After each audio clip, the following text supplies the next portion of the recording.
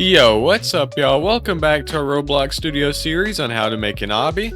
If y'all didn't watch part 1, I would recommend for you to do so, as I explained a few basic obby items such as kill bricks and vanishing parts like I have laid out right here. But anyways, in this video we're going to be making a checkpoint system that saves whenever the player leaves, as well as a non-saving deaths counter using Leaderstats. So if y'all like this video or find it helpful, please make sure to leave a like.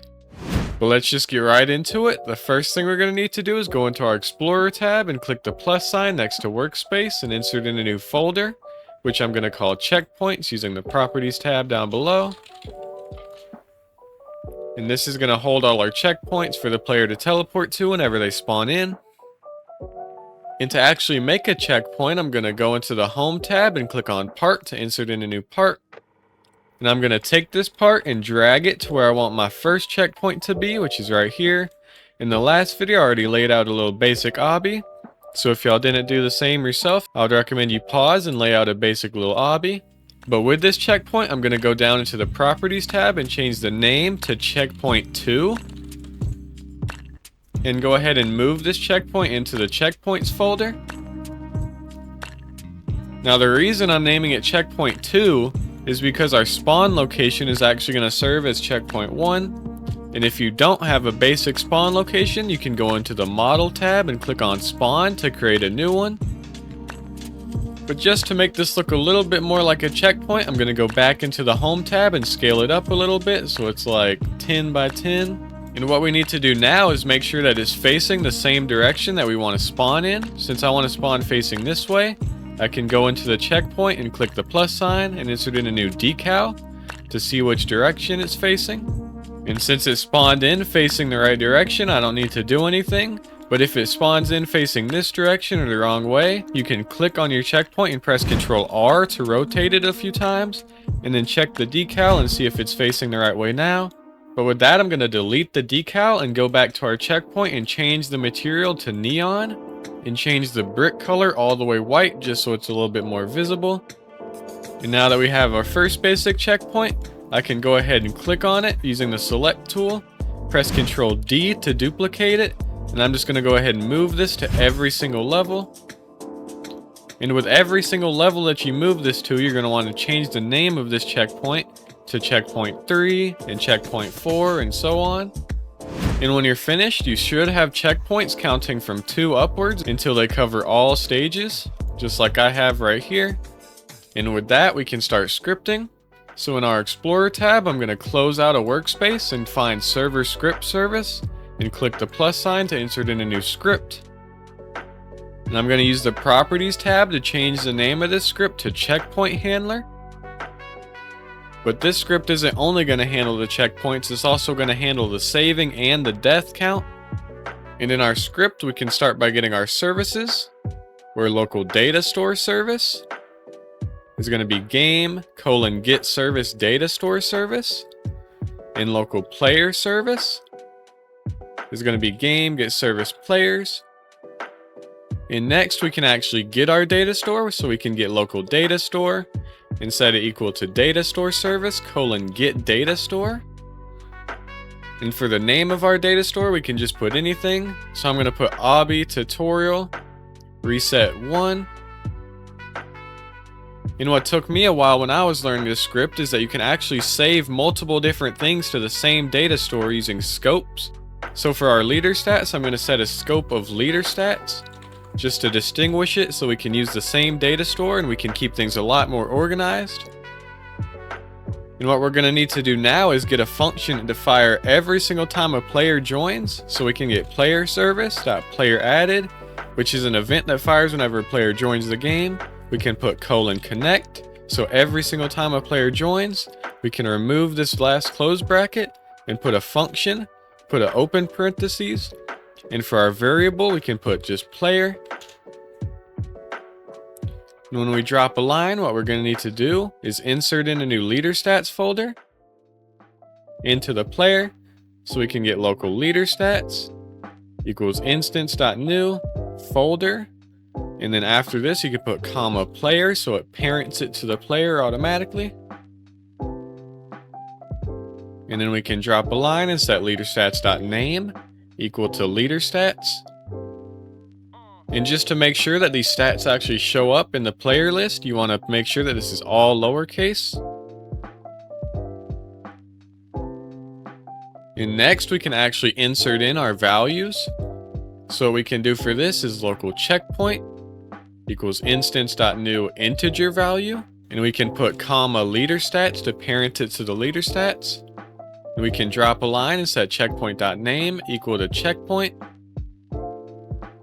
And then we can also drop a line and make our deaths. So local deaths is going to be instance.new integer value, also parented to Leaderstats.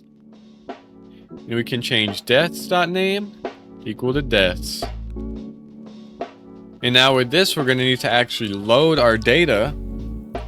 So what we're going to first need to do is set local data, but don't set it equal to anything because we're going to need to protected call a function to load the data just to make sure that if there's any Roblox outages or anything like that, the script doesn't break. So what we can do to protected call a function, we can set local success, comma error message equals pcall, remove this close parentheses, function, and then drop a line. And all we need to do in this function is set data equal to data store, get async, and then just insert in the player.userid as the key. So it's going to use the player's user ID and load that into our data store up here and see if they have any saved data. And what we can do after our protected call is put if success and data then. So if the protected call runs successfully, if there's no outages and they already have data saved, what we can do is set checkpoint.value equal to data. Since we're only going to be saving the checkpoint's value for right now and no other values along with it.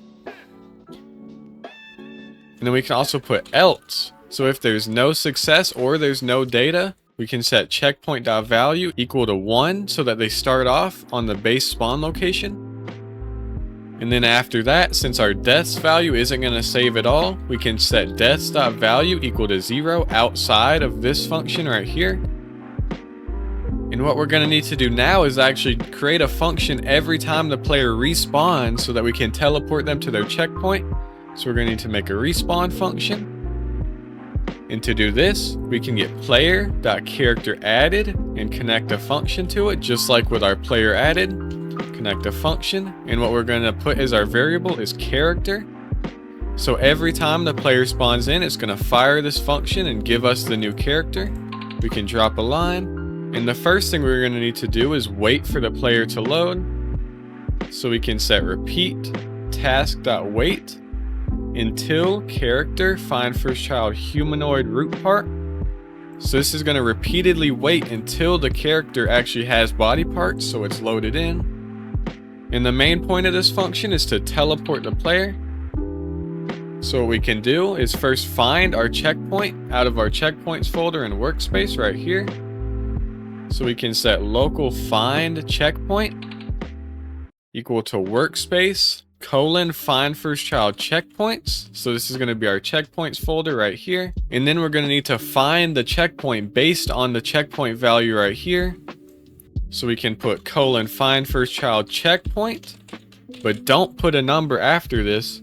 You can actually exit out of the quotation and put ... to string. And in these parentheses, you can put checkpoint.value. So this is going to get the value like 1, 2, 3, whatever stage they're on, and it's going to turn it into a string to use along with checkpoint. So it's going to find checkpoint 1, checkpoint 2, checkpoint 3. And what we can do, since there's no checkpoint 1, we can say if not find checkpoint, then all we're going to do is return, which is going to end this function right here and put an end right after it. So if they're on the first stage, it's going to keep them at that main spawn location and not teleport them anywhere else. But if they do have a checkpoint, we can actually teleport. So we can get character pivot to, which is going to move by C-frame. We can put find checkpoint.cframe plus vector3.new 0, 5, 0. So this is going to move them to the checkpoint and move them up a little bit so they don't spawn inside the checkpoint and glitch out or fall through the map. And another thing we can do in this function is actually check for when the player dies. So what we can do is set character find first child humanoid dot died connect function. So every single time the humanoid dies, we can connect a function to it. And all we're going to do in this function is set deaths.value plus equal 1. So every time their humanoid dies, let's say they fall out of the map or they hit a kill part, their death value is going to go up by 1. And next, at the end of our script, we're going to need to actually save our data when the player leaves. So what we can do for this is get player service.player removing connect function, remove the last parenthesis, and put in player as our variable. So this is going to be just like our player added function. Every time a player leaves, we're going to fire this function right here. And what we're going to have to do is actually attempt to save the data using the same protected call function from before. So if there's an outage or anything, it's not going to reset the data, or there's not going to be any data loss issues.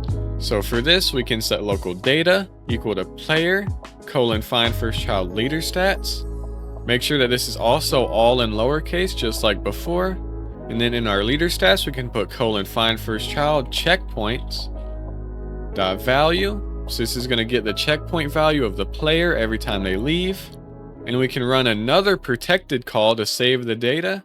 So we can set local success, error message equals pcall function, remove the closed parentheses and put a new open one, and then drop a line. And all we need to do in our protected call is get data store set async, insert the player.userid as the key. So it's going to override the player's save data. And for our actual value, we can just put data.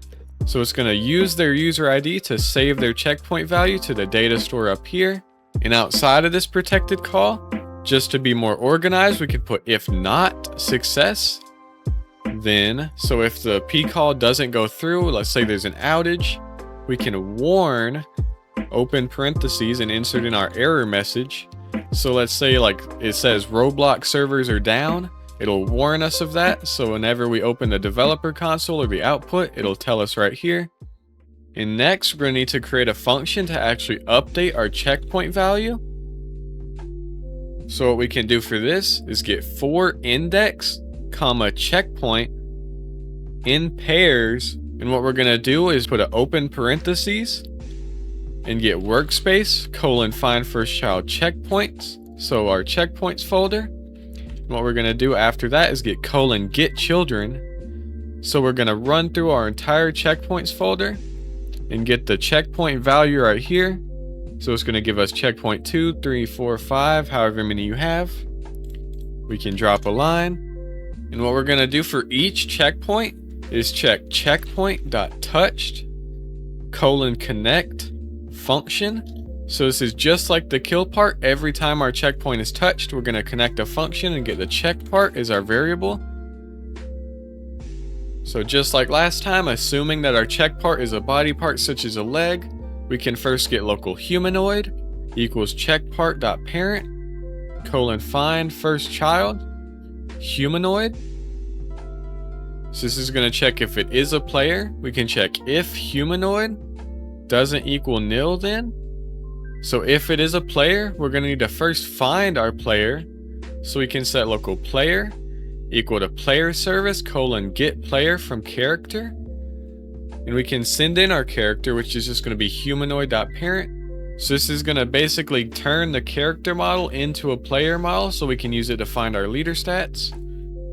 And with our player variable, we're going to do just that. We can set local checkpoint value equal to player find first child leader stats, all lowercase, find first child checkpoints.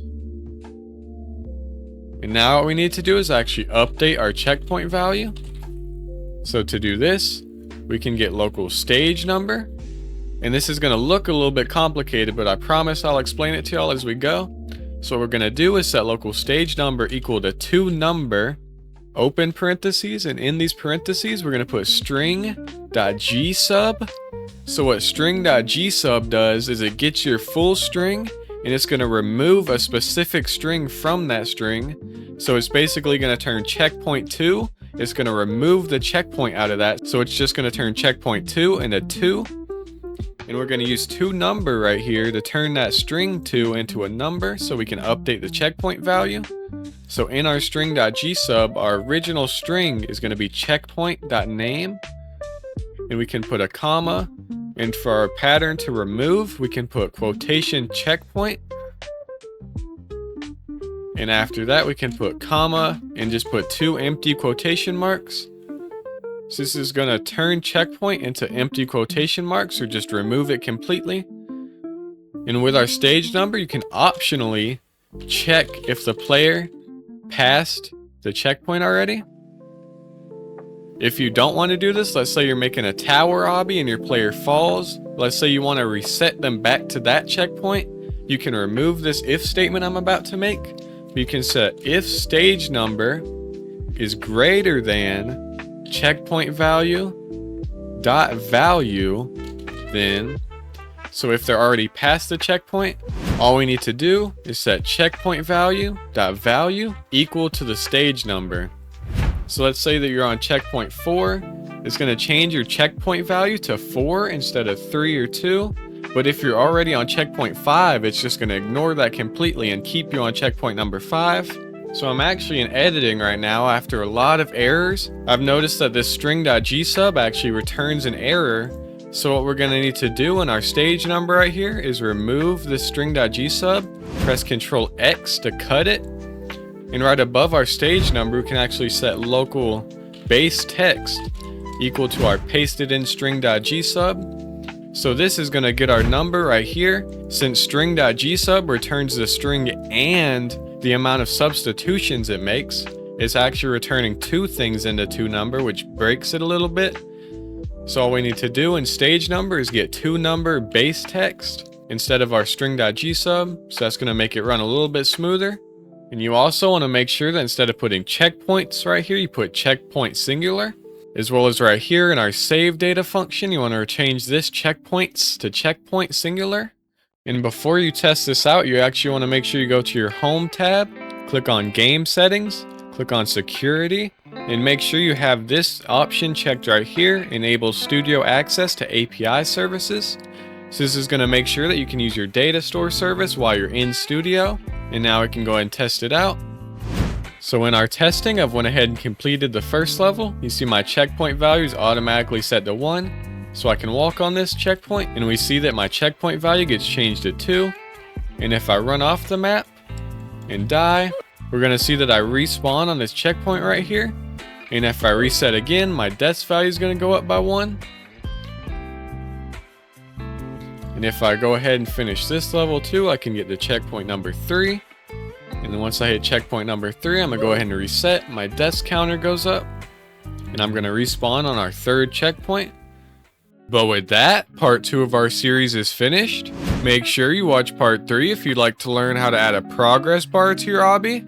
But like always, thanks for watching and I really hope to see y'all in the next one.